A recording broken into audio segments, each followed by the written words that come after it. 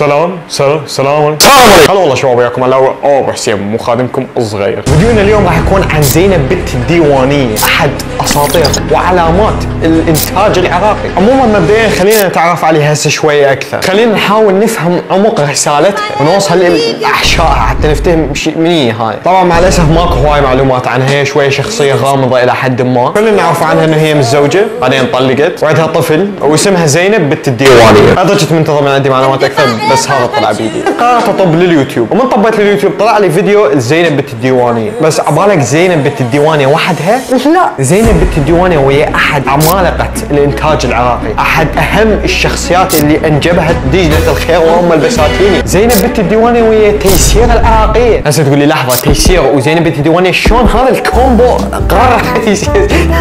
بس حتقول لي شلون ذول الاثنين قرروا يصعدون بث سوء؟ معروف هذا المثل ابنه يحب المثله، معروفه يعني مو له. هم ثلاثهم نفس المحتوى رائع، فاكيد واحد حيحب الله. طبعا اذا ما تعرف تيسير العراقيه، هاي فنانه راقيه لدرجه تقول انا استحرم ارقص بمحرم. طبعا هي رقاصه بالملاهي يعني. اما بالنسبه لزينب بنت الديوانيه، عباره قاعده بالباله، يعني هي كل ما تفتح بث حرفيا اكو ذبان بوجهها. ما اعرف ليش، بس تخيل وياي هذا البث كانوا صاعدين بيسووا، كان يحكون بيه عن موضوع انا وانت ثلاثنا نحب. اي كانوا قاعدين يحكون عن الحب، يعني قاعد يحكون الكلام الرومانسي اللي يعني الحلو. تخيل تسمع هيك موضوع عريق من تيسير وزينب بنت الديوانيه. انا عن نفسي متحمس اسمع شيء يقولون صراحه يعني. فخلينا نسمع ايش كانوا يحكون.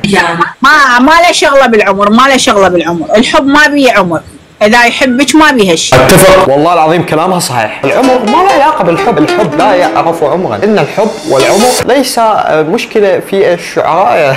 إن حب الشخص سوف يحبك بغض النظر عن ماهيتك أنت، صح لو مو صح؟ شوف أكو جزء بداخلي يحس إنه زينب بنت الديوانية زين، ما يهمها الفلوس والذهب والبيت، تبحث عن رجال محترم يحبها. لا ما تزوج واحد انا شذ اقول لك شاني يا مال عمر الله يخليك والد 95 زينب صدق كذب مخبلاني. طبعا تيسير ما توافقها راي، تقول لها انا ما اتزوج واحد اصغر مني، ما ليش تقنعيني؟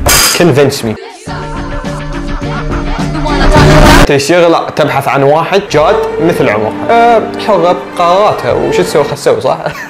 خلي ولدي يكون عمره، المهم يشتري لك ذهبات زينات، اذا ما تردين بيه ذهبات زينات فدقلاتين ثلاثه ومعاضي، وحتى لا يريد يطلق خليه يطلق نشوف غيره، بس هم ياخذون ويطلقون. والله العظيم اخوانا انصدمت، وانا قبل شويه دا امدحها، دا اقول ان هي زينه وما تهتم للفلوس والذهب، طلعت تتزوج على مود الفلوس والذهب.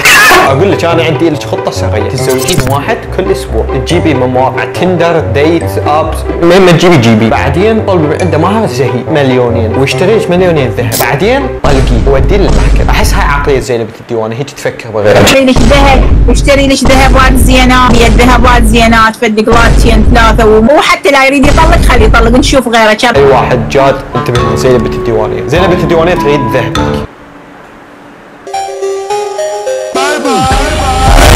هاي اذا عندك ذهب اصلا. خلينا نسمع تيسير والله شو تقول. لا انا ورا محرم بعد ما بيها مجال بعد زينب ورا محرم، ودي قاعد الحياه قاعد تضغط علي هوايه، ورا محرم، واذا الله خلانا عايشين انا اتزوج ما ابقى. اخوان اللي يريد تيسير العراقيه راح تتوفر باذن الله، يا معالي كيكي راح تتوفر تيسير العراقيه بعد محرم. والله العظيم دا احس نفسي دا اسوق المنتج، يعني دا احس نفسي دا اسوق المنتج. يعني دا اسوق المنتج. نسوق المنتج.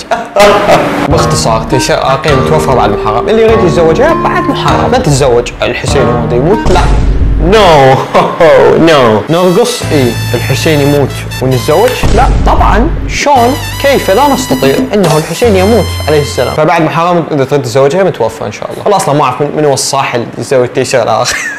المهم بنهاية هذا الفيديو، اذا عجبكم المقطع حطوا لايك، ما عجبكم ما تحطوا لايك، ايجابيه في ايجابيه، شنو اللي منعك ما تحط لايك؟ يا اسطى حط لايك يا اسطى انت مش خسران حاجه، اكبس على الزرار الاحمر، هاي زرار التشفيق انت، فعل زر